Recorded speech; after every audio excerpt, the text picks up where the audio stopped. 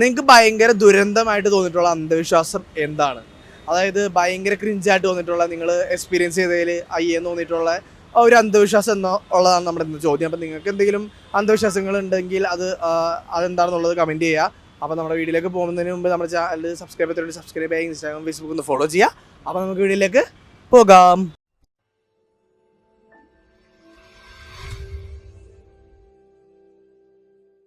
നിങ്ങൾ കേട്ടിട്ടുള്ള ഏറ്റവും ദുരന്തമായ അന്ധവിശ്വാസം ഏതാണ്?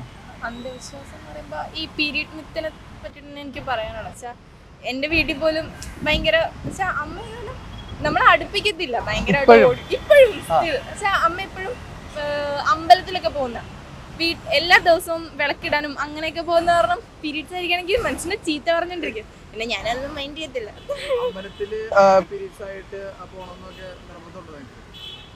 എനിക്ക് ഞാൻ ആരും അറിയത്തില്ലെങ്കിൽ ഞാനങ്ങ് പോകും. എനിക്ക് അങ്ങനത്തെ വലിയ വിശ്വാസമൊന്നുമില്ല. ഞാൻ പോകും. വീട്ടിലങ്ങനെ എല്ലാവരും കുറച്ച് അച്ഛനല്ല അമ്മ മെയിനായിട്ട് ഭയങ്കര ഇത് മാറി വരാൻ എന്താണ് ചെയ്യാൻ പറ്റുന്നോ? എനിക്ക് തോന്നുന്നു എഡ്യൂക്കേഷൻ, അവരൊക്കെ ജീവിച്ച് വന്ന സാഹചര്യം അങ്ങനെയായിരുന്നു തോന്നുന്നുണ്ട്. എന്നാലും അതിലും ഉണ്ട്. നമ്മളിപ്പോ ഓരോ ഇൻസിഡൻസ് ഒക്കെ കാണുമ്പോ തോന്നുന്നുണ്ട്, ഉണ്ട് ഒന്ന് തോന്നുന്നുണ്ട്. എന്റെ ഒരു ചിന്തയാണത്.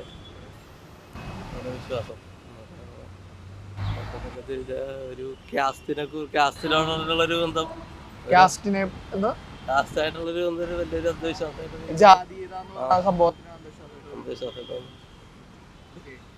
ഞാൻ യൂട്യൂബ് ചാനൽ കണ്ടിട്ടുണ്ട്.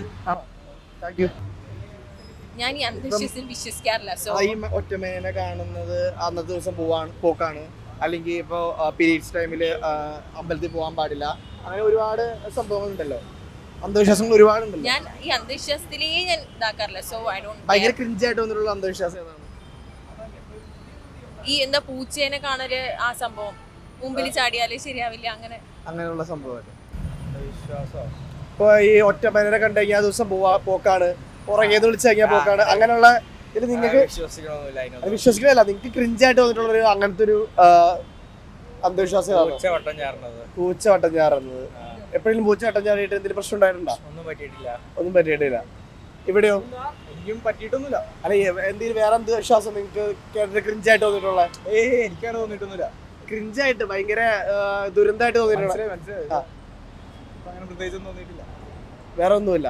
വേറെ അന്ധവിശ്വാസം എന്ന് ചോദിച്ചത് ഇപ്പൊ ഈ ഒറ്റമേന ഈ പൂച്ചോട്ടം ചാടിയത്, പുറകെന്ന് വിളിക്കുന്നത്, അതേപോലെ ക്രിഞ്ചായിട്ട് തോന്നിയിട്ട് ഇപ്പോഴത്തെ കാലഘട്ടത്തിൽ ആപ്റ്റായിട്ട് തോന്നാത്തൊരു അന്ധവിശ്വാസം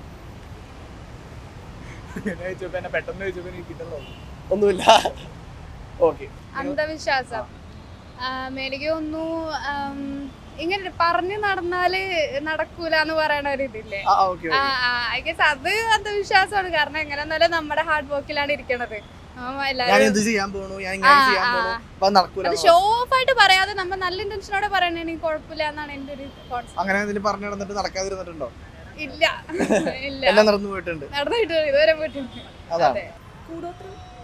കൂടോത്രം. പിന്നെ ഇപ്പൊ ഈ പൂച്ച വട്ടം ചാടുക, അല്ലെങ്കിൽ ഒരാൾ പോകുമ്പോ പുറകെ വിളിച്ചു കഴിഞ്ഞാൽ, അങ്ങനെയൊക്കെ ഒരുപാട് സംഭവം ഉണ്ടല്ലോ. അങ്ങനെ നോക്കുമ്പോ ഏതാണ് ഏതെങ്കിലും ഓർമ്മ വന്നത്? ഒറ്റമേനെ കണ്ടു കഴിഞ്ഞാൽ അന്നത്തെ ദിവസം പോക്കാണ് ആ സംഭവം. ഇവിടെ എന്തെങ്കിലും ഉണ്ടോ?